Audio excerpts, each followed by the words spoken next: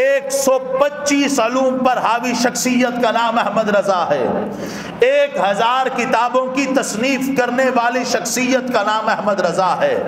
اور امام احمد اہل سنت، آپ سے مسئلہ پوچھا جاتا ہے کہ غسل یا وضو میں پانی کی شرن مقدار کیا ہے، اس کے جواب کے اندر 1-2 لائنوں کے اندر جواب تحریر کیا جا سکتا تھا، لیکن آپ نے پورے 211 صفحے اس کے جواب کے اندر لکھے۔ آپ سے سوال کیا گیا تیمم کے اندر کتنی چیزیں جائز ہیں کہ اور کتنی چیزیں ناجائز ہیں، کہ وہ چیزیں جن سے تیمم ہو سکتا ہے، وہ جواب تو یہ بھی تھا کہ جو چیز مٹی کی جن سے ہو اس سے تیمم جائز ہے، اور جو مٹی کی جن سے نہ ہو اس سے تیمم جائز نہیں ہے۔ آپ نے فرمایا وہ کون سی چیزیں جو تیمم جن سے ہوتا ہے، جو مٹی کی جن سے تیمم جائز ہے؟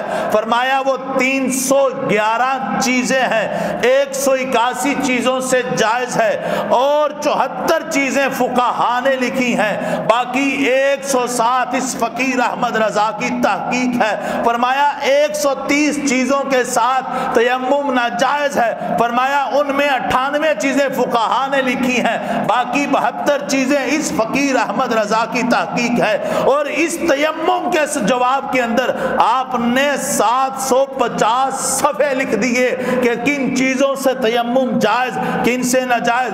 آپ سے سوال ہوتا ہے کہ غائبانہ نماز جنازے کے متعلق آپ کا کیا خیال ہے؟ تو آپ نے جواب لکھتے ہوئے 239 کتابوں کا حوالہ لکھ دیا۔ آپ سے پوچھا گیا سجدہ تعظیمی کیا ہے، جب سجدہ تعظیمی پر آپ نے قلم اٹھایا 70 صفحات لکھے، 140 احادیث اور کئی آیات کرامی کے حوالے دے کر یہ ثابت کیا کہ سجدہ تعظیمی حرام ہے۔ آپ سے سوال ہوا کیا مردے سنتے ہیں؟ سماعت موتیٰ کیا جائز ہے؟ مردے سنتے ہیں کہ نہیں سنتے ہیں؟ اس پر قلم اٹھایا، 149 صفحے لکھے، 60 احادیث لکھی، 300 سے زائد اقوال لکھے، 400 سے زائد کتابوں کے حوالے اس جواب کے اندر آپ نے لکھ دیے۔ سوال ہوا نمازوں کو جمع کرنا کیسا ہے؟ اس کے جواب کے اندر 114 صفحات جن میں 80 حدیثیں لکھی۔ آپ سے سوال ہوا کہ نبی کریم علیہ السلام کی افضلیت کیا ہے؟ حضور کی افضلیت پر آپ نے 10 آیات، 100 سے زائد احادیث لکھی۔ آپ سے سوال ہوا جو داڑھی ہے ایک بلشت رکھنا واجب ہے یا نہیں ہے؟ اس کے جواب کے اندر آپ نے 18 آیتیں، 72 حدیثیں، 60 سے زائد علماء کے ارشادات لکھے۔ سوال ہوا کیا انگوٹھے چومنا کیسا ہے؟ انگوٹھے چومنا جائز ہے یا نہیں جائز ہے؟ اس کے جواب کے اندر آپ نے 200 سے زائد صفحات پر اس کا جواب لکھا۔